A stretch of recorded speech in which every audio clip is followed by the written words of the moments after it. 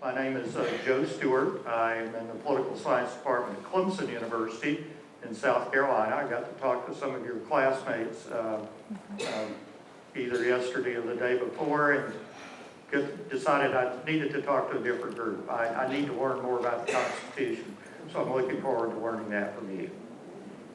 Yes, and good morning. I'm Anthony Arapino. I'm an environmental attorney at the Conservation Law Foundation in Montpelier, Vermont. I'm very pleased to be judging on Monday at Nationals for the first time. Hi, I'm Pat Long. I'm a retired Superior Court Commissioner from California, and I'm looking forward to being educated by you all. Please introduce yourselves and your teacher. I'm Michael Stagel, and we're all juniors from Wauwatosa West High School. I'm Alexandra Poli. Morgan Sigla. Allison Sauter. I'm Herschel Kissinger, and this is our teacher, Mr. Chad Matesky. Good morning. Well, again, congratulations to you, your teacher, and the parents. It should come as no surprise to you that we're going to do question one today. It's a habit you develop as a judge to go ahead and mention that. I'll read the question for the benefit of the people in the room who are not familiar with it, and then we will hear what you have to say about it. An American scholar claims that because democracy is a government by persuasion and deliberation, it implies the existence of what in the British tradition is known as the loyal opposition. So long as the opposition is attached to the fundamental principles upon which democratic government is based, organized opposition to the prevailing government is not only legitimate, but essential to its proper functioning. Do you agree or disagree? Why? How would you describe or define loyal opposition, and how would you distinguish it from obstructionism? What purposes does or should loyal opposition serve in a democracy? You may begin. American journalist Edward R. Murrow once said, "We must not confuse dissent with disloyalty. When the loyal opposition dies, I think the soul of America dies with it." In today's day and age, with partisan politics on the rise, many people are now questioning the legitimacy and effectiveness of the national government. However, as much as conflict can slow decision-making, it is essential to hear all sides of an issue before making a final choice. This is why loyal opposition is in many ways essential to the success of democracy. Loyal opposition occurs when an out-of-power group or party opposes the governing party while remaining loyal to the principles on which government is based.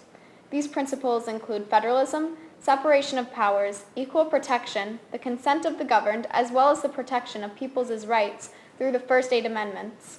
The practice was developed in the British Parliament and is a key to the functioning of the government of the United States, notably in the legislative branch. However, loyal opposition is not limited to Congress. It extends to the states and even to the people.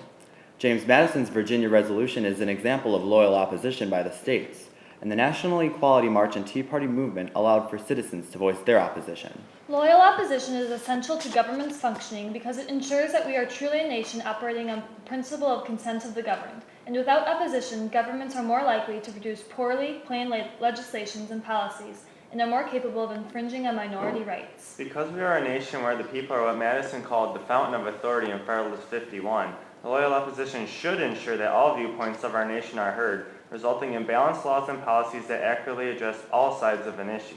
Those in power must allow for the opposition to be heard, while the minority must see the value of compromise and sometimes secession. Unfortunately, there is a difference between what loyal opposition should achieve and what it does achieve in today's political climate.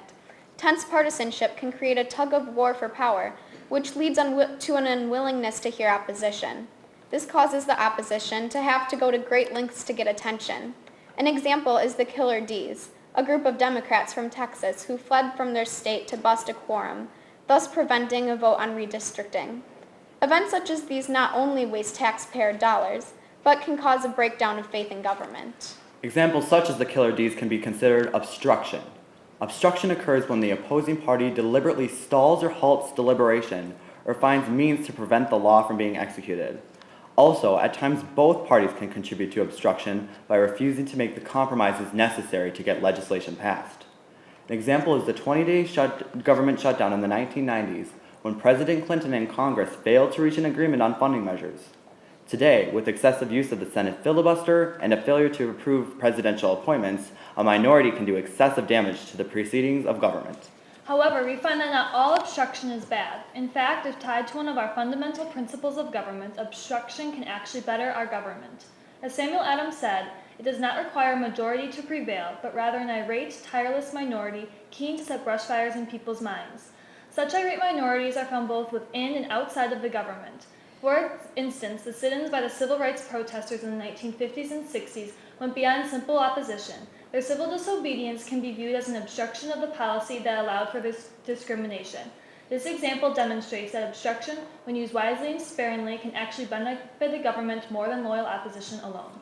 Although loyal opposition creates a substantial amount of controversy, it is in fact necessary for the well-being of a nation. And just because two sides may differ on an issue does not mean they want to discard the fundamental principles of our government. Thomas Jefferson addressed this very issue in his 1801 inaugural address. After tense conflict with former President John Adams, Jefferson assumed the role of president in what has been called a bloodless revolution. Speaking of the opposition he had both created and faced, he declared, "Every difference of opinion is not a difference of principle. We have called by different names brethren of the same principle. We are all Republicans, we are all Federalists." Okay, thank you. Okay, thanks for that presentation. You can put away your notes now, and we will try to get some amplification on some points. In this discussion, we wind up using terms like you used excessive use of the filibuster. How do we go about drawing the line about when the use of a filibuster is excessive? Is there some principle that we can articulate so that as observers we would know when it's an excessive use and when it's an acceptable use?